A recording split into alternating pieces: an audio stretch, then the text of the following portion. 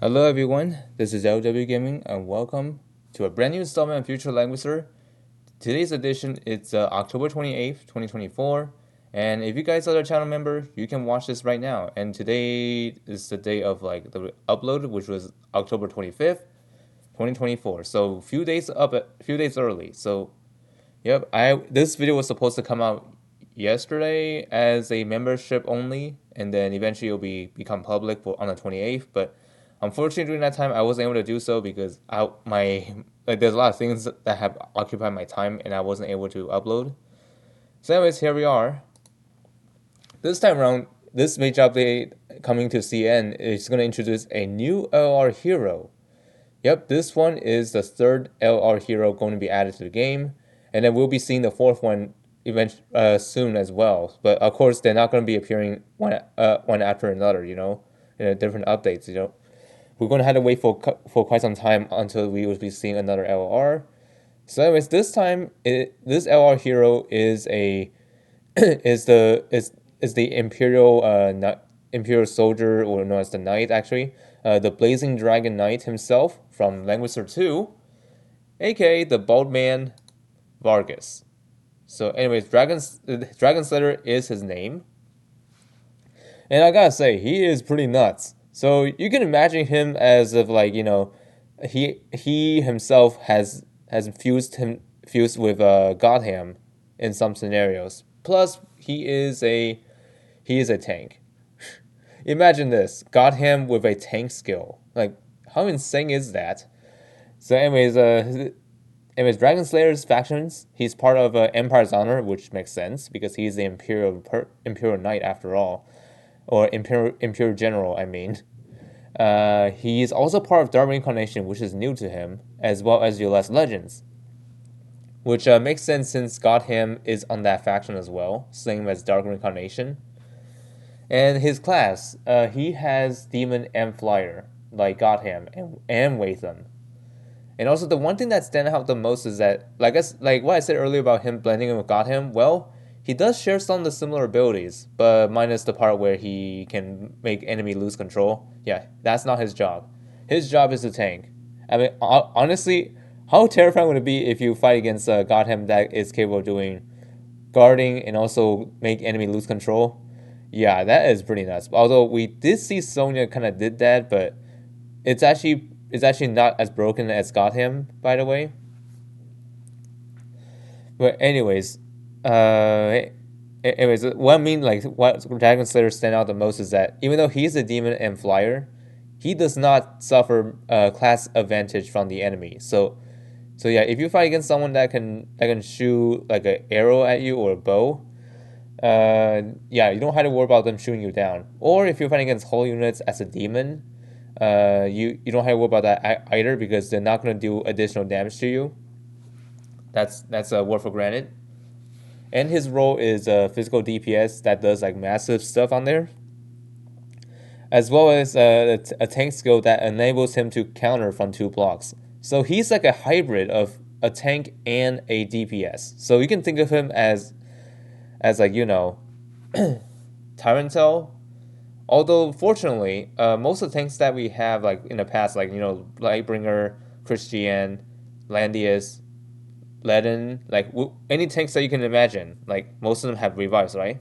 Well, Dragon Slayer do have a revive under his talent, and what that does is that when you activate his revive, he's going to restore 50% of his HP. Unlike most of the tanks that we had previously, where it only restores like 30%. Although Christians, I think it's 50%, but I might be wrong. But I think Hoda also recovers 50%. So yeah, it's a typical tank revive. So yeah, it's excellent for him to have that because if he doesn't have revive, then yeah, now people are not gonna look forward to this guy. But since he does have revive, he's gonna be a worthy unit to grab. That's for sure. And since he's a tank, he comes with a damage reduction of 30%. So he's not going to be able to get one-shotted as often as most of the units because obviously he is a tank and he has damage reduction on himself. So yeah, this guy is going to be nuts, I can tell, just by reading his kit. And of course, just like Gotham, he has two versions of his 3C, which I'm going to talk about later in a different video, of course, because this video is just talking about an overview of who are we going to expect. Well, and this character is actually a community poll winner from the previous community poll, like the one before the one that I just mentioned in the in the community poll, of course. Anyways, we're moving on to the next part, which is the casting skills. And keep in mind, the casting skills you see here are translated, well, this time not from Yandex like the one I'm used to. I used ChatGPT to translate this. And so far, I'm pretty impressed with the results. But however, I do need to reword a few things because, sometimes ChatGPT isn't always accurate. So I'm going to try to reword everything as possible. So, anyways, first up we got Lana. So Lana, she's been of an interesting unit. Like she had her SP, but however, I hardly see her being used in PvP, for some reason. Even though she does have SP, but I don't know. It really depends on who you're fighting against.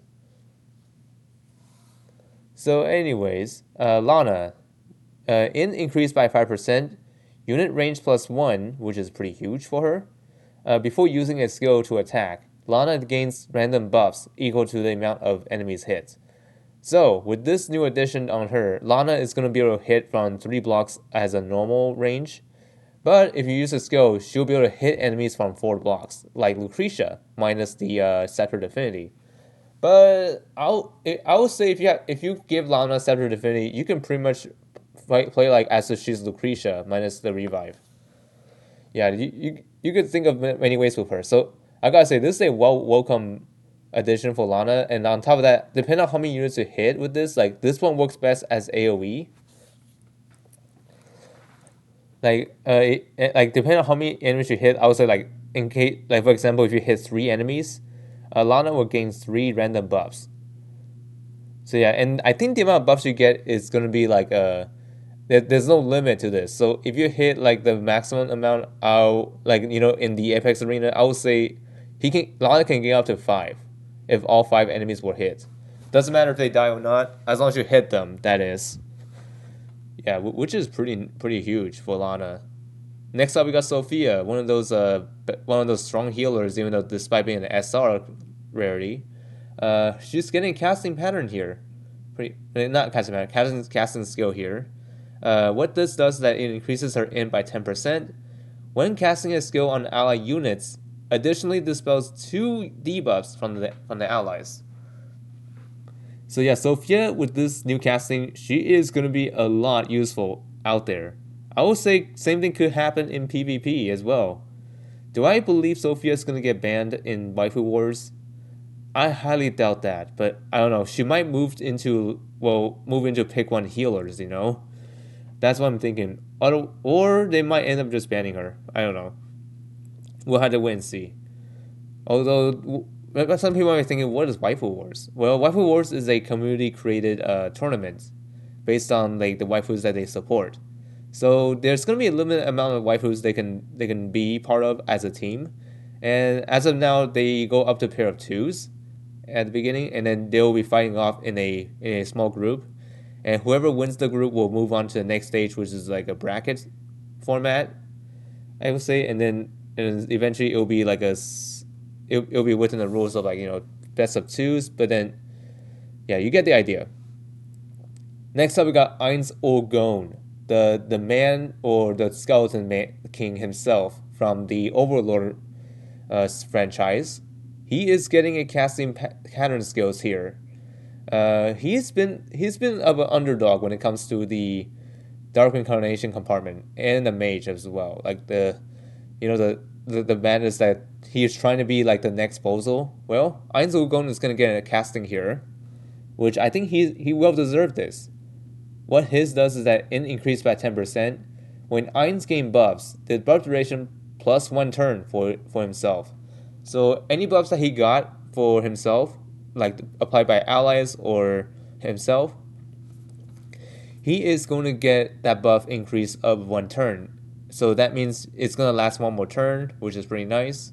And also with the increase of 10%, I could see a lot of potential in him with this one. And finally, we have Julian. Oh my goodness. I remember the time when I fought Julian. I hate that dude. Honestly. When it was attack plus 5%, before initiating combat with an active attack, if any enemies on the field has less than 100% HP, deals 2 times of attack as fixed damage to the target before combat. So yeah, with this casting, I could safe to say he is pretty strong with this one. Like depend on the situation. So if there's an enemy that is not healthy, obviously like under 100% HP, before he attacks with whatever, he's gonna deal 2 times of his attack as fixed damage to the target before he initiates. So yeah, do I think this is powerful? Yeah, I would say so. But do you think is that gonna make Julian banned in Waffle Wars? I would probably say he might move either into an OP category or he just straight up get banned.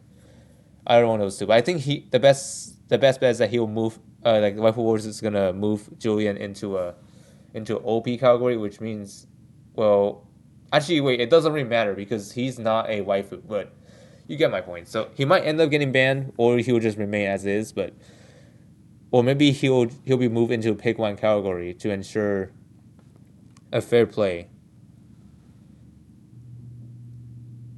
But anyways, moving on, we got, let's see what we have here up next. We got a new exclusive equipment in this update.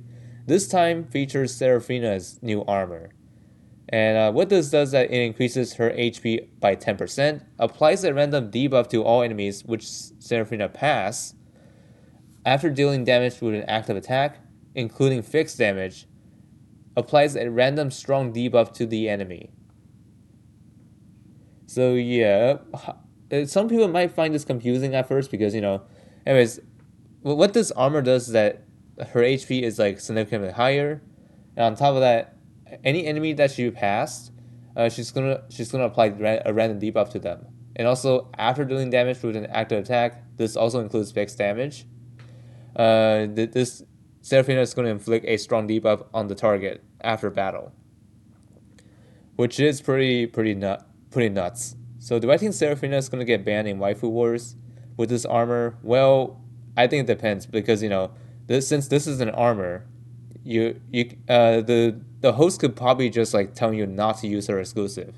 But other than that, if the host allows you to use it, then she'll have to move into other categories, or maybe she's already in OP category, but she might end up getting a ban in that case. But unless he can think of since this is an equipment, he can tell them to not equip this, like I said earlier. So anyways, before we go, I want to talk about some additional information regarding the banners we'll be expecting for this update, which of course this isn't live on CN just yet, as far as I know. There's going to be a radar banner for Amadeus and Isolde. This is the banner that we just got today in the in our global version, and then we're going to get that back again in the future as well. Ooh, pretty nice. And we also have Aurelia and Prezia, or Precia. I didn't Precia as the actual pronunciation, but Prezia is actually my preferred way. But Prezia, I don't know, depending on how you're going to pronounce her with. Origins of Light Destiny banner for Azusa, Light of Genesis, and Theon. Princess Alliance Destiny banner for Girl in the Shell, Rosalia, and Patricia. Classic Destiny banner for Bozel, Liana, and Luna.